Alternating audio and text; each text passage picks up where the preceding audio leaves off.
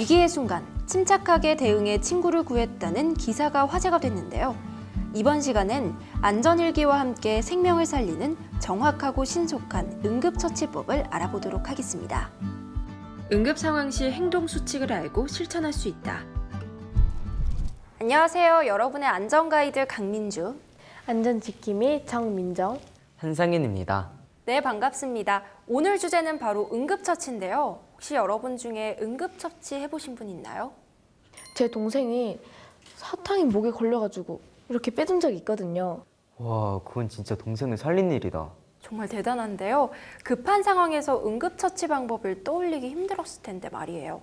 조금이라도 시간을 더 지체했으면 동생이 큰일 날 뻔했습니다. 위급한 상황에서 생명을 구할 수 있는 시간, 이걸 골든타임이라고 하는데요. 오늘 수업 먼저 몇 가지 응급처치 방법을 함께 배워볼게요. 먼저 하임리히법에 대해 공부해 보겠습니다. 미국의 흉부외과 헨리 하임리히 박사가 고안한 응급처치법인데요. 목에 무언가가 걸려 질식 상태에 빠졌을 때 해야 하는 응급처치법입니다. 첫 번째, 상태 확인 후 119 신고. 기도가 막힌 사람을 발견하면 우선 주변 사람에게 119를 불러달라고 요청해야 합니다. 두 번째, 자발적인 기침 유도. 일단 자발적으로 기침을 할 수 있도록 유도를 합니다. 세 번째, 복부 밀어내기. 환자의 등 뒤에 서서 끌어안은 후 오른손으로 왼주먹을 감싸 꼭 쥡니다. 이때 한쪽 다리는 환자 다리 사이로, 반대쪽 다리는 뒤로 뻗어 균형을 잡습니다. 마지막으로 팔에 강하게 힘을 주면서 상대방의 배를 안쪽에서 위로 5번 밀어 올려서 이물질을 뱉어내도록 돕습니다. 119가 올 때까지 복부 밀어내기를 반복해 주어야 합니다. 두 번째 응급처치 방법, 바로 심폐소생술. 다른 말로 CPR이라고도 부릅니다. 대체로 심정지를 일으킨 사람에게 할 수 있는 응급처치 방법인데요. 첫 번째, 환자의 상태 반응을 체크. 먼저 쓰러진 사람의 어깨를 두드리면서 괜찮으세요? 라고 물어보면서 의식이 있는지를 확인합니다. 두 번째, 119 신고. 그리고 주변 사람에게 반드시 119 신고를 요청해야 합니다. 세 번째, 호흡 확인. 그 후 쓰러진 사람의 얼굴과 가슴을 10초 동안 자세히 관찰하면서 호흡을 하고 있는지 확인합니다.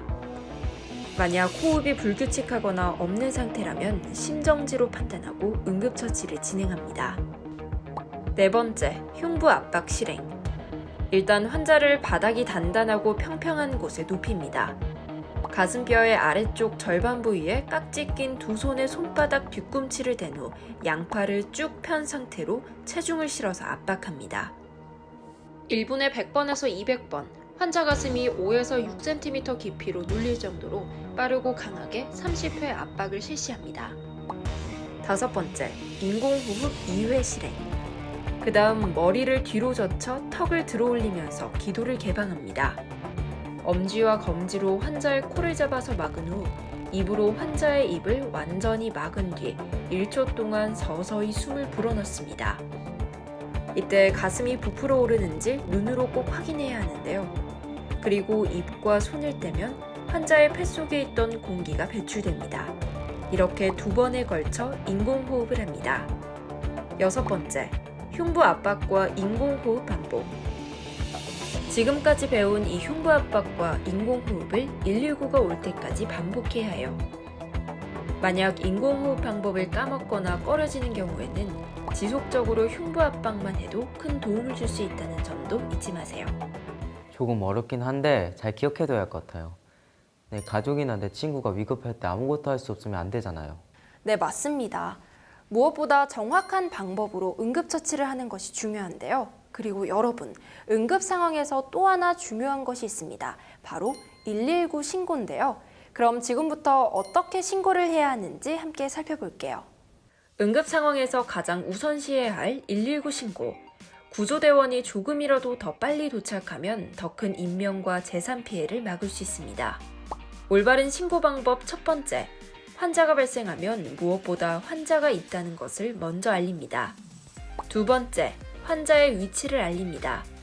주소를 모를 때는 근처 큰 건물의 이름이나 전화번호, 엘리베이터의 고유번호, 사닥 위치를 알리는 국가 지점번호, 전봇대 번호, 새 주소의 도로명과 건물 번호를 알려주면 큰 도움이 됩니다.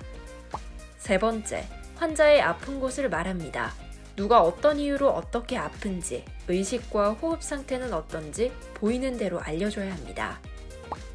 네 번째, 신고하는 나의 이름과 예비 연락처를 알려주어야 합니다.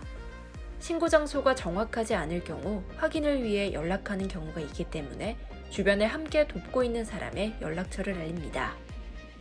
네, 지금까지 응급처치 방법인 하임리히법, 심폐소생술 방법과 함께 올바른 119 신고 방법에 대해 함께 살펴봤는데요.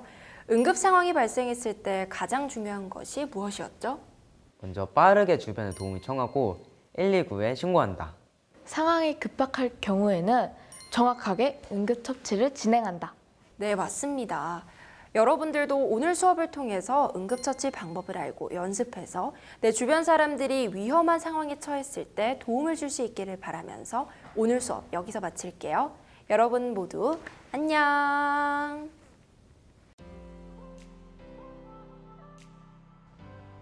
위급한 상황에 응급처치를 해야 할 때는 가장 먼저 119에 신고하거나 주변 사람에게 신고를 요청해야 한다. 정답은 5. 무엇보다 구조대원이 현장으로 빨리 이동하는 것이 중요합니다. 응급처치는 119 구조대원이 출발해 오는 동안 시행해야 합니다. 119 신고를 할 때 현재 위치를 확인하는 방법과 거리가 먼 것은